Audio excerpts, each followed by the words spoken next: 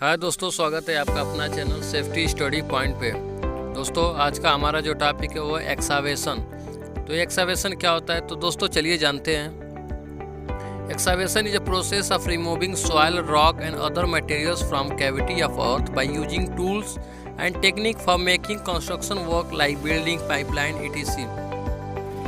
यानी दोस्तों एक्सावेशन वो प्रोसेस, वो तरीका होता है जिसमें मिट्टी को और कोई भी पत्थर हो गया या और भी कोई मटेरियल्स होता है उनको अर्थ के कैविटी से यानी कह सकते हैं ज़मीन से उनको निकाल के हटाया जाता है उस जगह से, और उस जगह को यानी कि हटाया जाता है किसी टूल्स जैसे कि जेसीबी हो गया या अदर और भी कोई टूल्स होते हैं, और टेक्निक इस्तेमाल करके ज़मीन से सॉइल, रॉक और अदर मटेरियल्स को हटाया जाता है जो कि उस एरिया को कंस्ट्रक्शन वर्क के लिए, जैसे कि बिल्डिंग बनता है या पाइपलाइन या और भी जैसे कि वर्क होते हैं जैसे ब्रिज या टनल, तो ऐसे वर्क के लिए एक्सावेशन किया जाता है।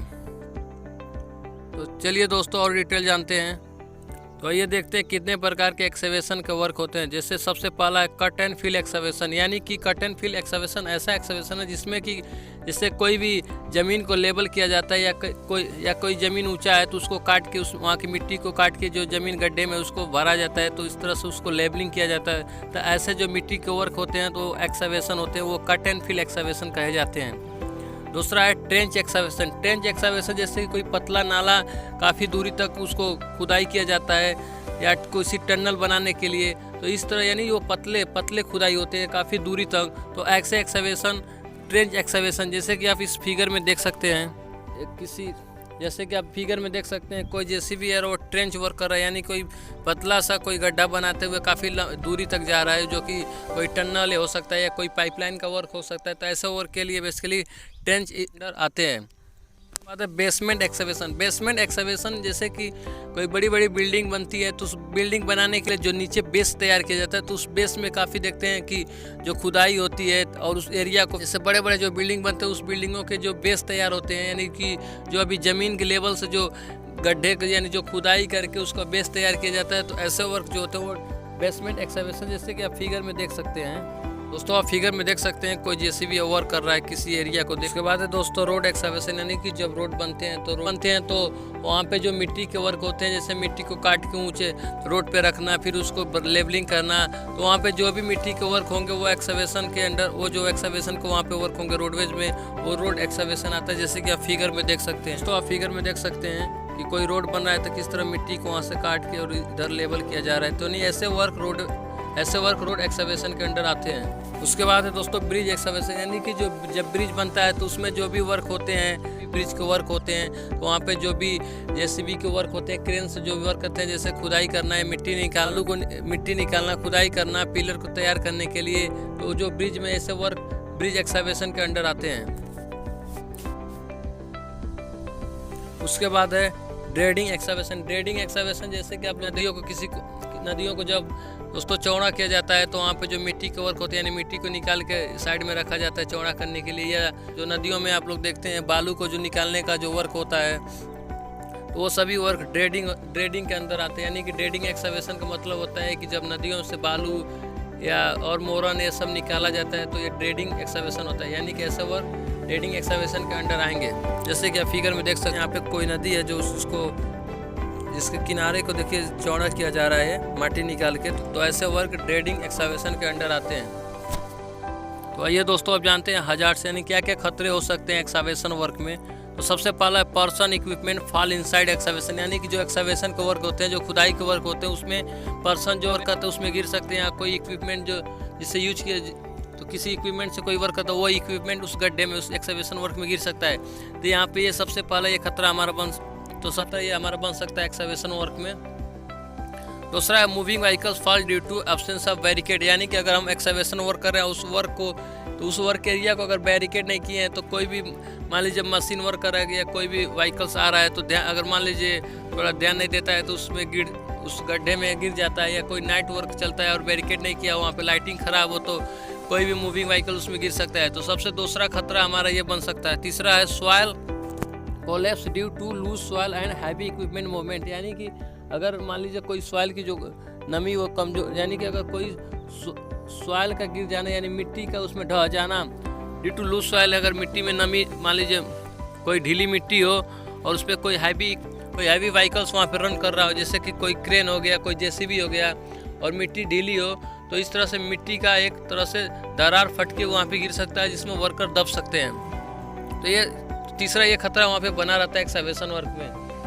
चौथा है दोस्तों presence of toxic and flammable gases, यानी कि एक्सकैवेशन वर्क में टॉक्सिक जहरीली गैसों का भी पाना एक संभव बन जाता है, और फ्लेमेबल गैस ज्वलनशील गैसों का भी मिलना एक संभव बन जाता है। तो ये भी एक तरह के हजार्ड्स, यानी ये भी एक तरह के खतरे हैं जो एक्सकैवेशन वर्क में देखने को मिल सकते हैं। अगला है दोस्तों due to working pass to each other employ get injury, यानी कि जब वर्कर इसमें एक्सकैवेशन में देखते हैं कि वर्कर एक ही पास कई वर्कर कार्य करते हैं, तो जिसमें एक दूसरे से वर्कर कोई हिट कर देता है या किसी भी इक्विपमेंट यूज कर रहा है दूसरे वर्कर को लग जाता है, तो इस तरह से ये भी एक खतरा बन जाता है एक्सकैवेशन वर्क में। उसके बाद vehicles get fire due to continue working, यानी कि देखते हैं कि साइड पे जो व्हीकल्स होते हैं, जो यानी जब साइड पे देखते हैं जो मशीनरी वर्क करते हैं वो कंटिन्यू पूरे डे करते हैं, और जो ओवर टाइम मिलता है नाइट में वर्क चलता है उसमें भी लगते हैं कंटिन्यू वर्क करने, तो उसमें क्या होता है कि व्हीकल को रेस्ट नहीं मिलता है और व्हीकल में फायर पकड़ लेता है। तो यह भी एक तरह का हजार्ड्स बना रहता है एक्सकैवेशन वर्क में। उसके बाद दोस्तों इलेक्ट्रिकल शॉक, यानी कि इलेक्ट्रिकल शॉक लगना भी एक एक्सकैवेशन वर्क में चांस बन जाता है, जैसे कि कोई भी इलेक्ट्रिकल वर्क अगर सही तरीके से नहीं हुआ है तो जो ड्राइवर होता है और जो वर्कर होता है उनको शॉक लग सकता है, तो इलेक्ट्रिक शॉक लगना पे एक्सकैवेशन रन चलता है। आइए दोस्तों अब हम जानते हैं प्रिकॉशन, यानी क्या क्या सावधानियां ले वर्क प्लेस पे जहाँ पे एक्सकैवेशन रन करता है, जिससे कि हम हजार्ड से बच सकें, जिससे कि हम एक्सीडेंट से बच सकें। तो चलिए दोस्तों देखते हैं बैरिकेड एरिया ऑफ एक्सकैवेशन, यानी कि जहाँ पे एक्सकैवेशन का वर्क हो रहा हो, जहाँ पे खुदाई का वर्क हो रहा हो, उस एरिया को बैरिकेड कर दे, यानी चारों तरफ से उसको किसी भी बैरिकेड से उसको घेर दे, चारों तरफ से उसको बाउंड्री लगा दे, ताकि एक वार्निंग हो जाए कि कोई भी मशीन या कोई भी वर्कर वहाँ पे जाने से पहले वो सावधानी हो जाए कि वहाँ पे कोई वर्क चल रहा है। तो इस तरह से अगर हम एरिया को बैरिकेड करेंगे तो ये एक्सीडेंट को एक भारी मात्रा में उसको रिड्यूस करता है, घटाता है। दूसरा है take TBT before your TBT, यानी कि टूल बॉक्स टॉक। कोई भी एक्सकैवेशन वर्क करने से पहले हम टीबीटी यानी कि एक मीटिंग अटेंड करें वर्कर के साथ, जिसमें हम उनको बताएं कि ये वर्क चलने वाला है, उसमें क्या क्या खतरा हो सकता है, क्या क्या सावधानी को ट्रेन कर दे, बता दें। तो ये भी एक खतरा जो एक खतरा बना रहता है वर्क प्लेस पे, इसको भी ये कम करता है। तो यानी कि कभी भी एक्सकैवेशन वर्क करने से पहले टीबीटी कंडक्ट जरूर करें। उसके बाद equipment must check before work, यानी कार्य करने से पहले जो भी इक्विपमेंट हम यूज करने जा रहे हैं उसको चेक कर लें कि कहीं उसमें कोई टूटा तो नहीं है, कहीं क्रैक तो नहीं है, यानी वो कार्य करने के लिए सही है तभी वर्क करें।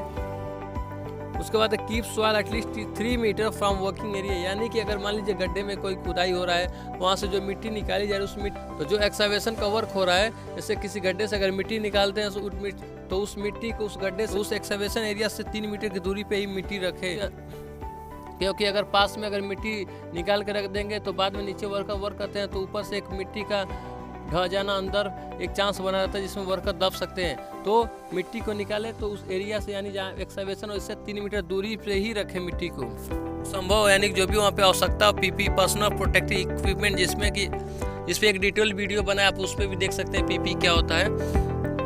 तो जो भी संभव पीपी, जो भी ज़रूरत की पीपी हमको लगे एक्सकैवेशन वर्क में, वहाँ पे ज़रूर फॉलो करें। जैसे कि हमारा हार्ड हेलमेट हो गया, सेफ्टी शू, फुल बॉडी हार्नेस, तो जो भी वहाँ पे आवश्यकता का पीपी हो उसको ज़रूर वहाँ पे फॉलो करें। अगला है दोस्तों keep work away from electric over supply, यानी कि जहाँ पे एक्सकैवेशन के वर्क होते हैं, जैसे कि कोई जेसीबी से वर्क हो रहा है तो वहाँ पे देख लें जो भी इलेक्ट्रिकल ओवर सप्लाई गया, यानी कि कोई मान लीजिए ऊपर से कोई तार गया, वायर गया जिसमें करंट रन कर रहा हो, तो उससे दूरी बना के ही एक्सकैवेशन का वर्क करें।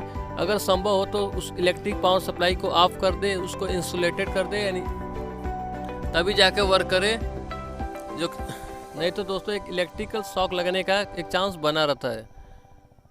टेक रेस्ट बिटवीन वर्क, यानी कि देखते हैं वर्क साइट पे जो कि लंच होते हैं तो ऐसा जरूर करें, कंटिन्यू कभी वर्क ना, क्योंकि वर्कर उसमें थक जाते हैं, और मान लीजिए कोई ऊपर वर्क कर रहा हो तो वो मान लीजिए नहीं कंटिन्यू वर्क कर रहा है, तो अगर उसकी बॉडी थक गई तो ऊपर से नीचे एक्सकैवेशन वर्क में गिर सकता है, उसको चक्कर आ सकता है। तो बीच में रेस्ट जरूर दे लंच का। और अगला है वर्क परमिट मस्ट अलाउ। दोस्तों इसको सबसे पहले होना चाहिए, लास्ट में लिखा गया है, क्योंकि बिना वर्क परमिट के इस तरह के वर्क होना ही नहीं चाहिए। तो सबसे पहले वर्क परमिट इशू करवा ले, यानी वर्क परमिट बनवा ले, उसके बाद से एक्सकवेशन वर्क अलाउ होता है। तो बिना वर्क परमिट के वर्क नहीं होना चाहिए, तो वर्क परमिट जरूर बनवा ले एक्सकवेशन वर्क करने के लिए। तो दोस्तों ये सभी पॉइंट है जिसको हम फॉलो करेंगे तो जो हजार्ड्स एक्सकवेशन में हो सकते हैं वो कहीं ना कहीं हम उनसे बच सकते हैं। तो दोस्तों आज हमने एक्सकवेशन के डिटेल जाना। आई होप दोस्तों आपको ये वीडियो समझ में आया होगा। अगर समझ में आया होगा तो लाइक करें, सब्सक्राइब करें और अपना फीडबैक कमेंट में ज़रूर दें। आप लोग को अपना समय देने के लिए हमारे वीडियो पे बहुत बहुत धन्यवाद। Thank you.